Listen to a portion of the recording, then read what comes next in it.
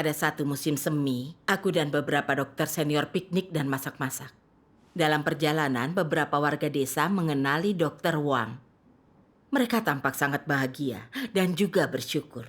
Mereka menyapanya dengan hangat. Saat memasak, kami sadar kalau ada beberapa bahan yang kurang. Warga desa di sana sangat baik. Mereka melihat kami butuh sesuatu dan menawarkan yang mereka punya kepada kami. Beberapa kebutuhan pokok sedang langka saat itu dan cukup berharga. Misalnya susu. Banyak orang yang harus mengantri untuk mendapatkannya. Namun para pekerja pabrik susu membawakannya langsung kepada kami. Semua ini berkat reputasi Dokter Wang. Kulihat mata Dokter Wang menyipit saat dia tersenyum. Aku langsung merasa iri dan berpikir, orang-orang benar-benar menghormati Dokter Wang.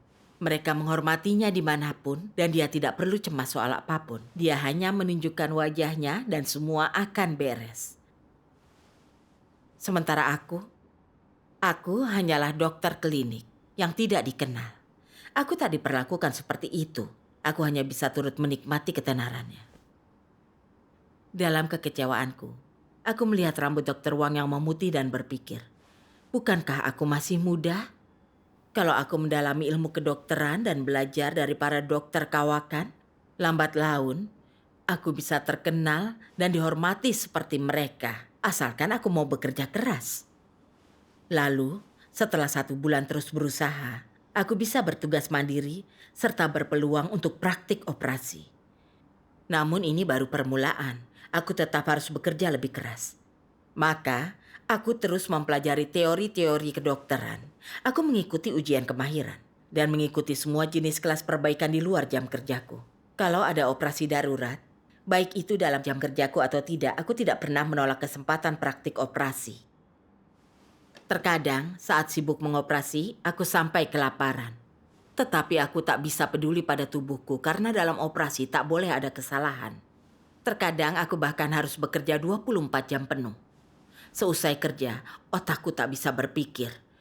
Dan tubuhku kelelahan. Aku sangat ingin beristirahat. Tetapi aku ingat nasihat ayahku. Bersakit-sakit dahulu, bersenang-senang kemudian. Serta kisah soal bekerja keras demi meraih tujuanmu. Maka kudorong diriku untuk terus lanjut.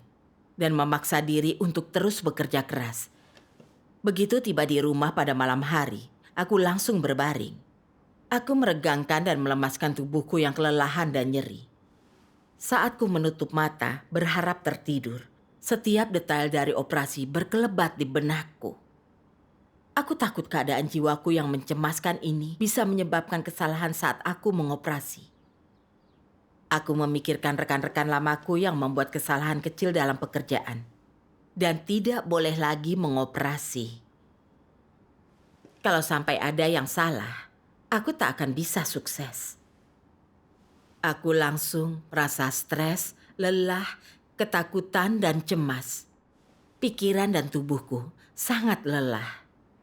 Terkadang aku akan memikirkan jadwal operasi pilihan untuk esok hari.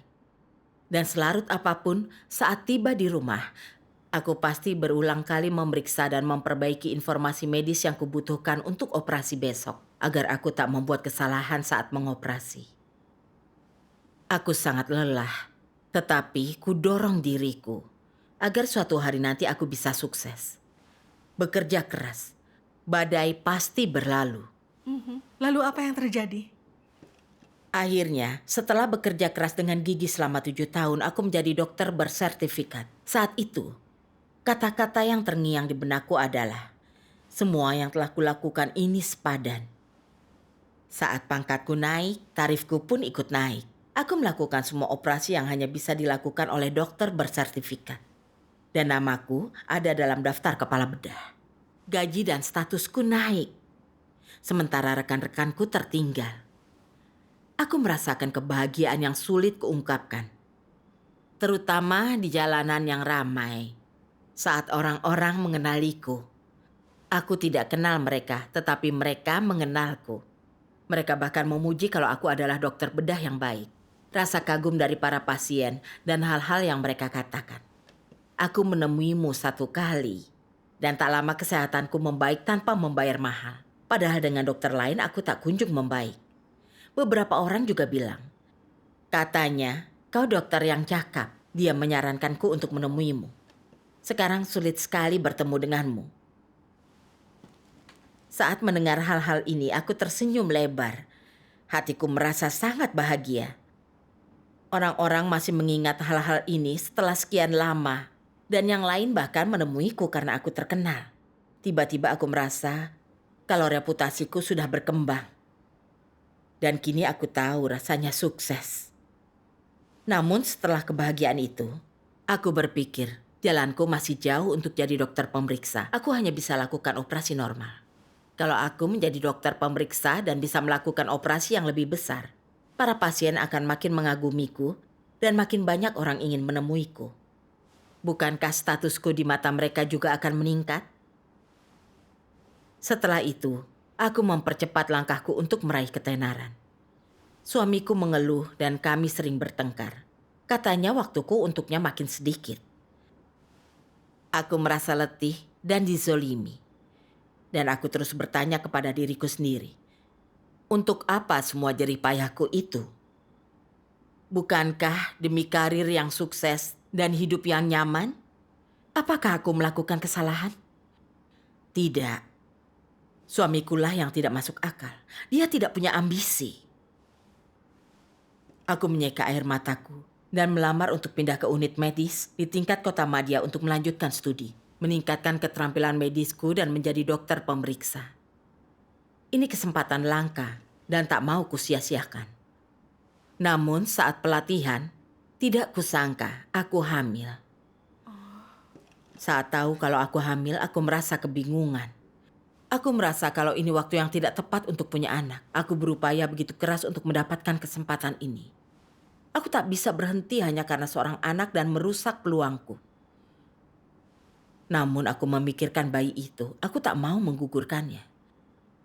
Kemudian karena berdiri terlalu lama saat mengoperasi dan bekerja terlalu keras, juga melewatkan waktu makanku untuk melakukan operasi dadakan. Akhirnya aku keguguran. Namun aku tidak pernah sedikit pun berhenti mengejar ketenaran. Aku ingin kembali bekerja di rumah sakit 1 hari setelah janinku diangkat. Tetapi tubuhku sangat lemah pada hari itu. Aku merasa tubuhku tidak berdaya. Perutku sakit dan badanku lemah. Aku hanya bisa berbaring di ranjang dan istirahat. Namun aku tidak memikirkan soal bayiku yang keguguran atau cara mengurus tubuhku sendiri. Aku hanya cemas soal waktu studiku yang tertunda dan bisa memengaruhi wisudaku. Apakah semua ini akan sia-sia? Setelah bekerja tidak kenal lelah selama 7 tahun lagi, akhirnya aku mendapatkan posisi dokter pemeriksa yang kuidam-idamkan. Semua pasien yang pernah kurawat menyapa saat melihatku dan bilang ke orang-orang, Dokter Tian mengoperasiku dan menyelamatkan hidupku. Beberapa pasien mengunjungiku di rumah membawakan macam-macam makanan. Ada yang membawakan hadiah dan kupon belanja untuk menunjukkan rasa terima kasihnya. Kadang saat makan di restoran dan saat melihatku, mereka membayar tagihanku tanpa sepengetahuanku. Meski semua hal ini membuat orang iri, kebahagiaan yang kurasakan hanyalah sementara. Tak ada yang tahu kesulitan dan penderitaan di balik kebahagiaanku. Kita tak bisa salah sedikit pun saat operasi, atau konsekuensinya akan mengerikan. Dan aku selalu cemas akan membuat kesalahan yang bisa menghancurkanku. Aku sangat berhati-hati, seperti berjalan di atas duri. Aku terlalu stres, pikiranku tak bisa mengatasinya. Kesehatanku terkena dampaknya dan berat badanku turun sampai sekitar 45 kilogram. Karena terlalu lama bekerja terlalu keras, kesehatanku memburuk. Sampai-sampai aku tersiksa oleh insomnia, nyeri perut, dan kolesis titis. Aku tak bisa makan dan tidur. Aku terjaga sepanjang malam. Dan minum sampai 4 butir obat tidur, tetapi tidak ada gunanya. Pada siang hari, aku linglung dan tidak bertenaga. Kakiku terasa seperti terbuat dari timah. Sungguh berat.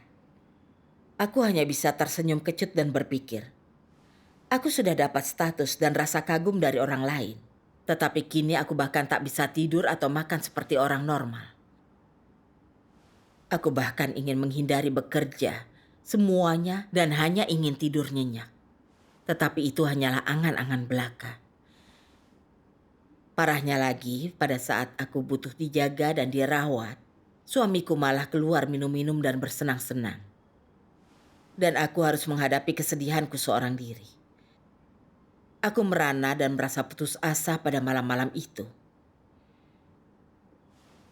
Aku susah tidur dan seringkali bermimpi terlontang-lantung dalam kegelapan. Tak bisa melihat arah tujuanku atau jalan pulang. Aku ketakutan dan kesusahan. Suatu kali aku tersentak bangun. Dahiku berkeringat. Kunyalakan lampu, duduk di tepi ranjang. Aku membayangkan rasa hormat dari pasien dan pujian dari keluargaku. Tetapi itu tidak mengurangi rasa sakitku sama sekali. Mengingat kembali semua jerih payahku selama bertahun-tahun itu, aku terus bertanya. Aku sudah bekerja keras separuh hidupku supaya bisa sukses. Tetapi pada akhirnya, selain momen kejayaan yang singkat itu, yang kudapatkan hanyalah tubuh yang sakit, suami yang berkhianat, serta penderitaan tiada akhir. Kenapa begitu? Bagaimana seharusnya agar seseorang bisa memiliki hidup yang bermakna dan bermanfaat? Aku benar-benar ingin lepas dari rasa sakitku. Aku menemui peramal. Aku mencari jawaban pada kutipan orang-orang terkenal. Dan mencoba energi positif yang dikatakan orang-orang. Melalui internet ku cari jawaban dalam ajaran agama Buddha. Tetapi tak ada jawaban yang memuaskan. Dan sama sekali tidak memecahkan masalahku. Saat rasa sakitku tak tertahankan lagi. Saat aku putus asa atau tak bisa menemukan cara untuk maju. Karunia penyelamatan Tuhan Yang Maha Kuasa mendatangiku. Setelah menemukan imanku pada Tuhan, kutemukan jawaban dalam firman Tuhan. Tuhan berfirman, orang mengira dengan memiliki ketenaran dan keuntungan, mereka bisa menikmati status tinggi dan kekayaan melimpah serta menikmati hidup. Mereka menganggap ketenaran dan keuntungan adalah modal untuk bersukacita dan memuaskan diri dalam kenikmatan daging yang sembrono. Demi ketenaran dan keuntungan yang begitu didambakan, orang-orang bersedia, meskipun tanpa sadar, menyerahkan tubuh, pikiran mereka, dan semua yang mereka miliki. Masa depan dan nasib mereka kepada iblis. Mereka melakukannya bahkan tanpa sedikit pun keraguan, tanpa pernah tahu akan perlunya memulihkan semua yang telah mereka serahkan. Dapatkah orang tetap memegang kendali atas diri mereka setelah mereka berlindung kepada iblis dengan cara ini dan menjadi setia kepadanya? Tentu saja tidak. Mereka sama sekali dan sepenuhnya dikendalikan oleh iblis. Mereka telah sama sekali dan sepenuhnya tenggelam dalam rawa dan tidak mampu membebaskan dirinya. Begitu seseorang terperosok dalam ketenaran dan keuntungan, mereka tidak lagi mencari apa yang cerah, apa yang benar, atau hal-hal yang indah dan baik. Karena daya pikat ketenaran dan keuntungan terlalu besar. Semua itu dapat dikejar seumur hidup atau bahkan sampai selamanya. Bukankah benar demikian? Amin. Amin. Firman Tuhan mencerahkan hatiku. Aku ingat saat pergi masak-masak dengan Dr. Wang. Ketika aku tetapkan dalam hatiku, asalkan aku punya status dan keterampilan medis tingkat tinggi, orang-orang akan menghormatiku. Aku akan diperlakukan spesial dan hidupku akan mudah. Aku juga menelan racun iblis seperti manusia mati meninggalkan nama. Unggul dari yang lain. Dan manusia bergelut ke atas, air mengalir ke bawah. Sampai-sampai mengejar ketenaran dan kekayaan menjadi pencarian dan tujuan dalam hidupku. Benar. Aku terus bekerja keras agar karirku menanjak. Setelah mendapatkan rasa hormat dan pujian dari orang-orang di dekatku, aku merasa sukses. Sehingga membuatku merasa wajib untuk terus mengikuti jalan yang salah. Aku habiskan lebih dari 10 tahun terbaikku mengejar ketenaran dan kekayaan. Mengorbankan keluarga dan anak dalam kandunganku, aku merusak kesehatanku dan berakhir dengan tubuh yang sakit. Sayang sekali, rasanya setelah semua pengorbananku, barulah aku berpikir, apalah gunanya ketenaran dan kekayaan bagiku? Mengejarnya telah membuatku lelah dan menderita, dan setelah mendapatkannya aku tetap sangat menderita. Jelas mengejar ketenaran dan kekayaan pada akhirnya adalah jalan yang salah. Iya benar. Akhirnya aku paham, berjuang demi mendapat ketenaran dan kekayaan adalah kekuatan jahat yang membelit orang-orang seperti tali dan mencekik mereka. Rasanya bagaikan kuk yang dipasang iblis di sekujur tubuhku. Sehingga aku rela menderita dan mengorbankan segalanya. Akhirnya, iblis mendapatkan keinginannya. Benar sekali. Seperti dalam firman Tuhan.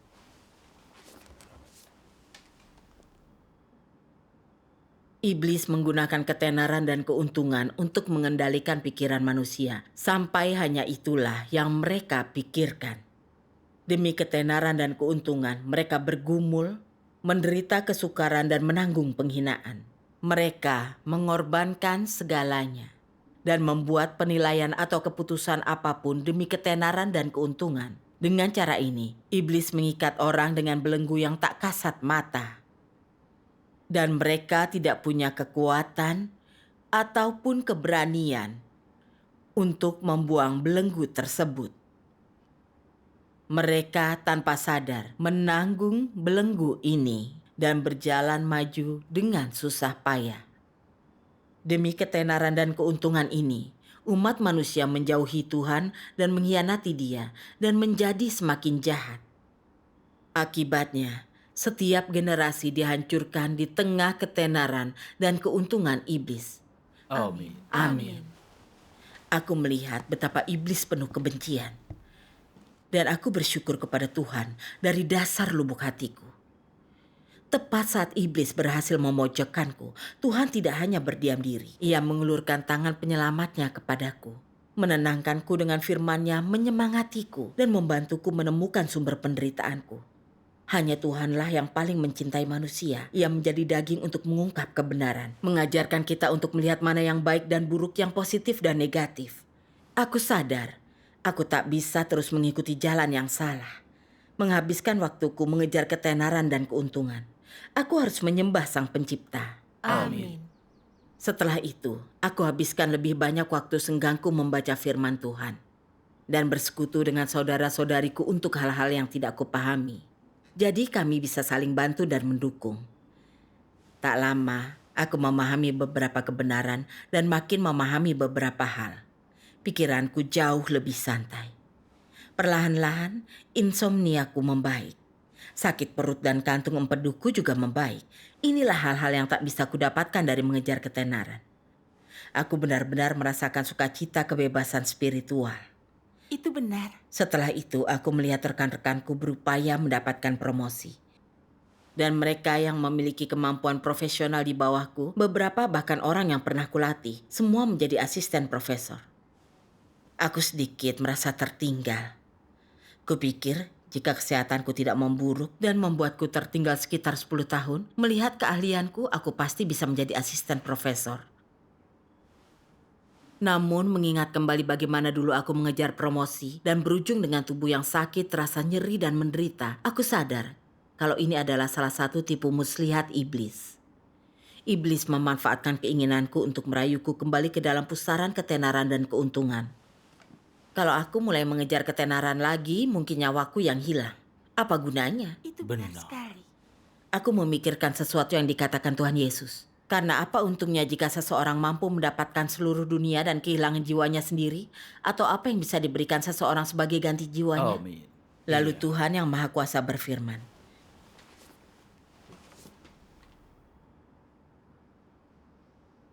sebagai seorang yang normal dan yang berupaya keras untuk mengasihi Tuhan, masuk ke dalam kerajaan untuk menjadi salah satu dari antara umat Tuhan adalah masa depanmu yang sejati dan suatu kehidupan yang paling berharga dan penting.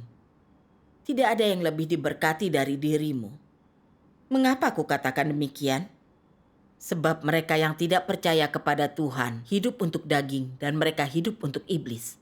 Tetapi sekarang engkau hidup untuk Tuhan dan hidup untuk melakukan kehendak Tuhan. Itu sebabnya kukatakan bahwa hidupmu adalah hidup yang paling bermakna. Amin. Oh, Amin. Aku memahami kehendak Tuhan melalui firman-Nya. Setinggi apapun status kita, apapun reputasi kita, mengejar ketenaran dan kekayaan adalah jalan yang salah. Dan jalan itu berujung kematian. Iya benar. Kita tak bisa menerima berkat atau perlindungan Tuhan jika mengambil jalan ini. Hanya dengan mengejar kebenaran dan menjalankan tugas, melenyapkan kerusakan kita dengan mengalami pekerjaan Tuhan dan coba mengenalnya, barulah kita bisa memiliki hidup yang bermakna dan bermanfaat. Dan kita akan menerima berkat-Nya. Inilah masa depan yang harus dimiliki orang. Iya benar. Benar. Kalau aku terus mencoba memuaskan nafsu duniawiku, Tuhan tidak akan memberkatiku. Dia bahkan akan membenciku. Ini beberapa contoh nyata dari orang-orang yang kukenal. Putri bosku adalah sarjana, memiliki karir yang bagus dan tinggal di luar negeri. Namun setelah melewati persaingan sengit dan terlalu stres selama bertahun-tahun, dia terkena depresi, terjun dari atas bangunan dan tewas. Lalu putra temanku yang menjadi manajer pada usia muda dan sukses, terkena sirosis hati karena terlalu banyak minum miras ketika bergaul. Dia meninggal tak sampai 6 bulan kemudian. Lalu rambut temanku memutih dalam semalam akibat kesedihannya. Ada terlalu banyak kasus seperti ini. Benar. Aku ingat pernah membaca firman Tuhan ini. Orang menyadari bahwa uang tidak bisa membeli hidup, bahkan ketenaran tidak bisa menghapus kematian. Bahwa baik uang maupun ketenaran tidak dapat memperpanjang hidup orang barang semenit atau sedetik pun. Oh, Amin. Ya, ketenaran dan keuntungan tak bisa hilangkan penderitaan atau selamatkan nyawa kita. Hal ini hanya bisa memancing kita kembali ke dalam jurang kematian setelah merasakan kebahagiaan singkat. Setelah paham hal ini, aku tak pernah terpengaruh oleh orang-orang di sekitarku lagi. Aku jadi ikhlas menghabiskan waktu untuk mengejar kebenaran dan mengenal Tuhan. Hidup sesuai dengan tuntutan Tuhan dan menjalankan tugasku dalam rumah Tuhan. Syukur kepada Pada Tuhan. Tuhan. Suatu hari, aku ditelepon direktur rumah sakit lain. Dia bilang, karena kau sudah pensiun, kami mau mengadakan jamuan makan untuk merayakannya. Dan kita bisa bahas soal kolaborasi yang pernah kita bicarakan. Kami ingin memajang izin praktik dokter pemeriksamu di rumah sakit kami. Untuk menarik mantan pasienmu. Kau juga bisa bekerja untuk kami atau menjadi pemegang saham. Itu terserah kau. Saat mendengarnya, aku berpikir, aku sudah habiskan sebagian besar hidupku mengejar ketenaran dan keuntungan. Lalu apa yang kudapat? Apa aku mau menghabiskan seluruh hidupku terbenam dalam ketenaran? Tidak. Menghilangkan penderitaan dari mengejar ketenaran dan kekayaan tidaklah mudah. Aku tak perlu terjaga setiap malam lagi atau selalu hidup penuh kecemasan dan ketakutan. Aku sudah merasakan kedamaian batin yang kudapatkan dari mempercayai Tuhan dan memahami kebenaran. Sebaiknya ku cengkram kebahagiaan ini erat-erat. Lagi pula, meski hanya memajang izin praktikku di rumah sakit itu, kalau ada masalah aku tetap harus datang. Dan bukankah itu akan menggangguku dalam menjalankan tugasku? Itu benar. Iya benar. Benar. Itu benar sekali. Aku memikirkan firman Tuhan yang Maha Kuasa. Sekarang ini, setiap hari yang engkau semua jalani sangatlah penting. Dan itu sepenuhnya penting bagi tempat tujuan dan nasibmu. Jadi engkau semua harus menghargai segala sesuatu yang engkau miliki hari ini. Dan menghargai setiap menit yang berlalu. Engkau harus mendapatkan waktu sebanyak-banyaknya untuk peroleh manfaat terbesar bagi dirimu, agar engkau tak menjalani hidup ini dengan sia-sia. Amin. Ya, aku beruntung mendapatkan kesempatan langka untuk menemukan Tuhan. Tuhanlah yang membuatku memahami makna hidup dan menarikku keluar dari jurang penderitaan. Mana mungkin aku kembali ke pelukan iblis? Jangan. Pekerjaan Tuhan hampir selesai dan aku belum mendapatkan kebenaran. Aku harus mensyukuri setiap hari dan mengejar kebenaran dalam waktuku yang terbatas ini. Seperti itulah hidup yang indah. Amin. Iya. Setelah memahami kehendak Tuhan, aku menolak tawaran sang direktur. Begitu menutup telepon, aku merasa sangat merdeka. Aku langsung bilang, seharusnya ku hentikan mengejar ketenaran dan keuntungan sejak dulu. Rumah sakit lain menghubungiku soal bekerja sama. Ku tolak mereka semua. Saat ini, aku memfokuskan diri untuk menjalankan tugasku. Setiap hari aku merasa sangat tenang dan bahagia. Hal ini tak mungkin didapatkan dari kebahagiaan material, ketenaran, atau status. Iya. Syukur kepada Tuhan yang Maha Kuasa karena telah menyelamatkanku. Syukur kepada Tuhan. Syukur kepada Tuhan. Iya.